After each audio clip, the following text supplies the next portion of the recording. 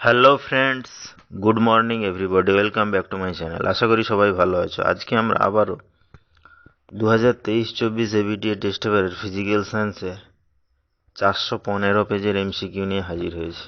আশা করি তোমাদের ভালো লাগবে। চলো তাহলে ভিডিওটি শুরু করা যাক। প্রথমেই আছে দেখো, সূর্যের অতিবেগুনি রশ্মির ক্ষতিকারক প্রভাব থেকে জীবজগৎকে রক্ষা করে। অপশান আছে দেখো, ট্রপোস্ফিয়ার, থার্মোস্ফিয়ার, ওজোনোস্ফিয়ার, ম্যাগনেটোস্ফিয়ার। এখানে সঠিক অ্যান্সারটি হবে সি, অর্থাৎ ওজোনোস্ফিয়ার। অর্থাৎ সূর্য থেকে আসা বিভিন্ন ক্ষতিকারক রশ্মিগুলি কী করে, ওজোনোস্ফিয়ার শোষণ করে নেয়। নেক্সট 1.2, এসআই পদ্ধতিতে সার্বজনীন গ্যাস ধ্রুবক আর এর মান। অপশান আছে দেখো, 8.314 জুল মোল মাইনাস 1 কে মাইনাস 1, 8.314 × 10⁻⁷ জুল মোল মাইনাস 1 কে মাইনাস 1, 8.314 আর্গ মোল মাইনাস 1 কে মাইনাস 1, আর 8.14 × 10⁻⁷ আর্গ মোল মাইনাস 1 কে মাইনাস 1। এখানে সঠিক অ্যান্সারটি হবে এ, অর্থাৎ 8.314 জুল মোল মাইনাস 1 কে মাইনাস 1। নেক্সট 1.3, দৈর্ঘ্য প্রসারণ গুণাঙ্ক আলফা, ক্ষেত্র প্রসারণ গুণাঙ্ক বিটা ও আয়তন প্রসারণ গুণাঙ্ক গামা এর মধ্যে সম্পর্কটি হলো। অপশান আছে দেখো, gamma equal to beta equal to alpha, alpha equal to 2 beta equal to 3 gamma, alpha by 3 equal to beta by 2 equal to gamma, আর ডি আছে দেখো, alpha equal to beta by 2 equal to gamma by 3। তাহলে এখানে সঠিক অ্যান্সারটি হবে D, অর্থাৎ alpha, equal to beta by 2 সমান গামা বাই 3। ওকে। 1.4, সাদা আলো একটি প্রিজমে ফেললে যে কটি বর্ণে ভেঙে যায় তার সংখ্যা হলো 7টি, 6টি, 5টি, ভেঙে যায় না। এখানে সঠিক অ্যান্সারটি হবে এ, অর্থাৎ 7টি। কারণ সাদা আলো 7টি বর্ণের সমষ্টি, তাই প্রিজমে ফেললে কী হয়, 7টি বর্ণে ভেঙে। নেক্সট 1.5, কোনো অবতল দর্পণের ক্ষেত্রে বস্তু বক্রতা কেন্দ্রে থাকলে প্রতিবিম্ব গঠিত হবে। অপশান আছে ফোকাস ও বক্রতা কেন্দ্রের মাঝে, বক্রতা কেন্দ্র অসীম দূরত্বের মাঝে, অসীমে। এখানে সঠিক অ্যান্সারটি হবে কিন্তু বি, কারণ বস্তু শুধুমাত্র বক্রতা কেন্দ্রে যদি অবস্থিত হয় তাহলে তার প্রতিবিম্ব কী হবে, বক্রতা কেন্দ্রেই গঠিত হয়। নেক্সট 1.6, ওহমের সূত্রকে লেখচিত্রে প্রকাশ করলে ওহমীয় পরিবাহীর ক্ষেত্রটি।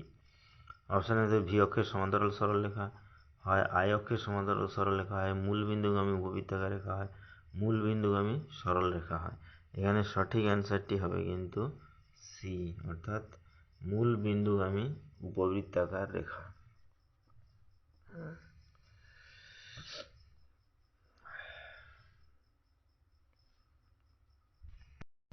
নেক্সট দেখো 1.7, সিজিএস পদ্ধতিতে রোধাঙ্কের একক। সিজিএস পদ্ধতিতে রোধাঙ্কের একক। অপশান আছে দেখো, ওহম সেমি, ওহম মিটার, মো সেমি, মো মিটার। এখানে সঠিক অ্যান্সারটি হবে কিন্তু এ, অর্থাৎ ওহম সেমি। নেক্সট 1.8, সিএও অর্থাৎ ক্যালসিয়াম অক্সাইড যৌগে ক্যালসিয়ামের তড়িৎ যোজ্যতার মান কত? তাহলে এটার জন্য তোমাকে করতে হবে কি, ক্যালসিয়ামের ইলেকট্রন বিন্যাসটা একটু দেখে নেবে।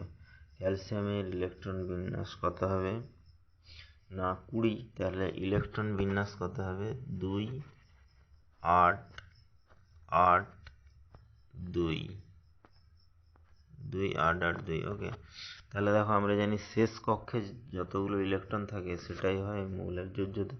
তাহলে শেষ কক্ষে 2টি ইলেকট্রন আছে, তাহলে এখানে ক্যালসিয়ামের তড়িৎ যোজ্যতার মান কত হবে 2। তাহলে এখানে সঠিক অ্যান্সারটি হবে কিন্তু বি।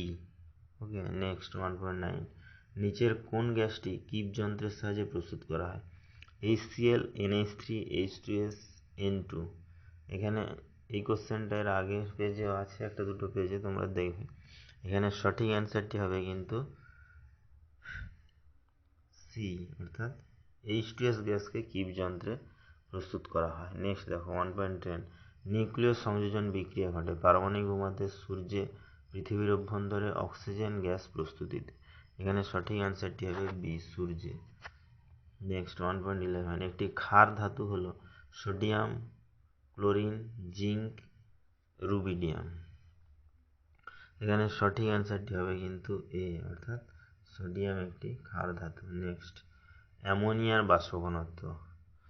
অপশান আছে দেখো 17, 34, 8.5, 15। এটা একটু অঙ্ক অবশ্যই, এর আগেও এরকম টাইপের অঙ্ক হয়েছে। দেখো এখানে আমি অলরেডি করে রেখেছি অঙ্ক। এর জন্য কি করতে হবে, আমাকে প্রথম অ্যামোনিয়ার আণবিক ভর হিসেব করে নিতে। অ্যামোনিয়ার আণবিক ভর কত হয়, 17। ওকে, নাইট্রোজেনের 14 একটা, আর হাইড্রোজেনের 3টে আছে, তাহলে 1 × 3, তাহলে 14 + 3 করলে 17। এবার আমরা জানি আণবিক ভর কি হয়, বাষ্প ঘনত্বের দ্বিগুণ হয়, তাহলে বাষ্প ঘনত্ব কি হবে, আণবিক ভরের অর্ধেক হয়। এই জন্য দেখো অ্যামোনিয়ার বাষ্প ঘনত্ব কত, 17/2 সমান কত, 8.5।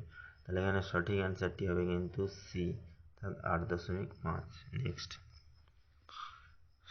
1.14, কপার বিশুদ্ধীকরণের সময় অবিশুদ্ধ কপার পাতকে যেখানে যুক্ত করতে হবে তা হলো। 1.14, ক্যাথোডে, অ্যানোডে যে কোনো স্থানে তথ্য অসম্পূর্ণ। এখানে সঠিক অ্যান্সারটি হবে কিন্তু বি, অর্থাৎ কপার অ্যানোডে যোগ করতে হবে, অর্থাৎ কপার পাতকে আমরা অ্যানোড হিসাবে নেব।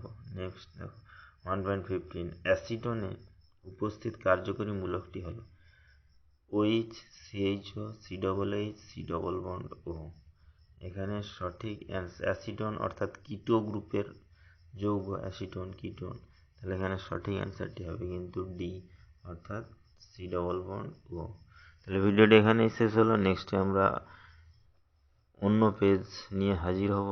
তোমরা যদি কোনো কোশ্চেনের অ্যান্সার না পেরে থাকো আমাকে অবশ্যই কমেন্ট করতে পারো, আমি সেগুলোর অ্যান্সার দেওয়ার চেষ্টা করবো। ওকে, থ্যাংক ইউ।